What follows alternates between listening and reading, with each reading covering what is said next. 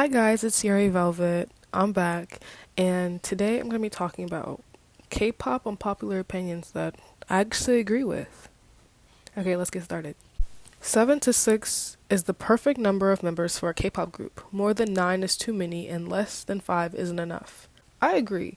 I think odd numbers are kind of the best because they work best for formations and choreographies, but girl, I would never understand why we would debut a group of 12 or 13 and then give them scraps when it comes to lyrics. Like, at this point, it's just so the choreography looks really cool and not for the sake of an actual K-pop group. Another one is talking about how G-Idle wouldn't have been noticed if it wasn't for Soyeon.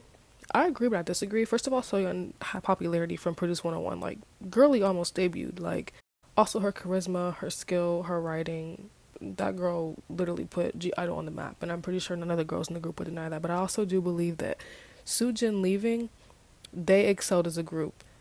But they started to release more music that just fit their vibe better, and that was like more like striking. I don't know, they just, like, all together as a group, they became way more popular in my opinion. ITZY and Stray Kids are the top front runners of 4th gen. Musically wise, Stray Kids is taking it. The rap line is super strong and they have really good like charisma and they have really good performances. ITZY has a very, very strong dance line.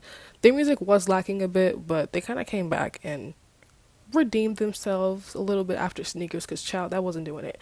But I will say that they have really, really strong groups and they're really, really entertaining to watch and they do their job as idols and child, they good.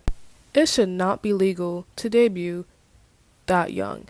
Like JISOO from IVE, New Jeans, or even any other groups. I personally just think it's really ridiculous when I see things like a group debuting a member that's like 13 years old. I will never understand that. I think it's ridiculous. If you are under 17 years old, which is, the age that you typically graduate from high school, I do not think you should be on stage singing a song. Go take your ass to school.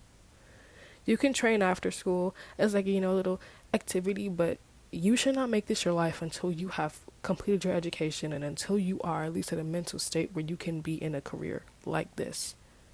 And I know companies do this so that their idols can stay in the company and as an idol way longer. Up until they're like 30, which is a good 15-year run.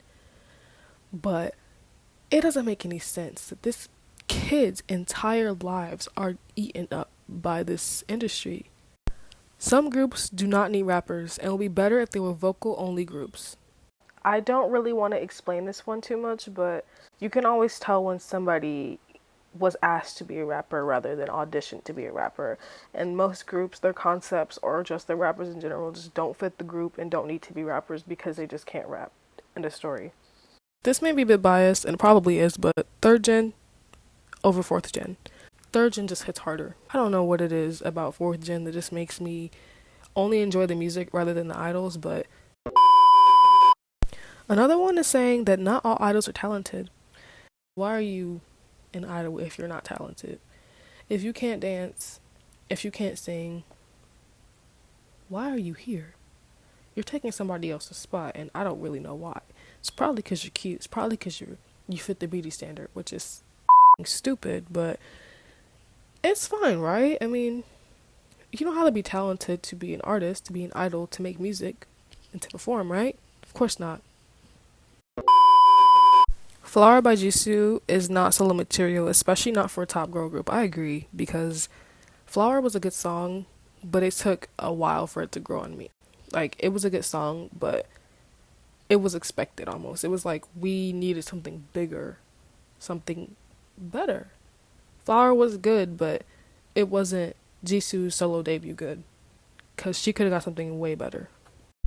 There is no boy group in the 4th gen that will ever come close to BTS's level of influence and legacy. I don't think there'll be a group ever again that will ever reach BTS's influence or legacy. That's my opinion. Those boys have literally broken barriers, and I agree they paved the way. BTS broke down every barrier that there possibly was to break down. No one's ever topping them, and that's the end of the story. Argue with your mama, I don't care. K-pop groups should not be crucified for lip syncing. I understand why some K-pop idols stop singing or like mouth lyrics when they're doing a certain dance move, because it's hard and because they don't want to sound pitchy, obviously. But why are we listening to a backing track? Do your job. Like, I get it, it's hard, but when you get on stage and you just start lip syncing for no reason, like, we're not even dancing, like, the song just started and you're lip syncing, did you even practice before you got on stage? I don't think you did. I mean, One Young is not the fourth gen it girl. I don't know if we have one yet, but if we do, it's just not her. I feel like vocally and performance wise, she's not strong enough, but she can always improve. G-Idle's Nude had a good concept, but bad execution. I think sometimes when Soyeon does like English raps or English like monologues or whatever she does, it's like really cringy and it's not well done.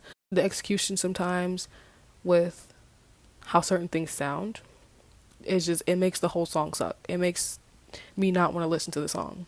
I think that all of BTS's English songs were definitely Billboard and Grammy bait. I think BTS knew what they were doing and making all English songs to promote in the US, especially during COVID. And it was smart.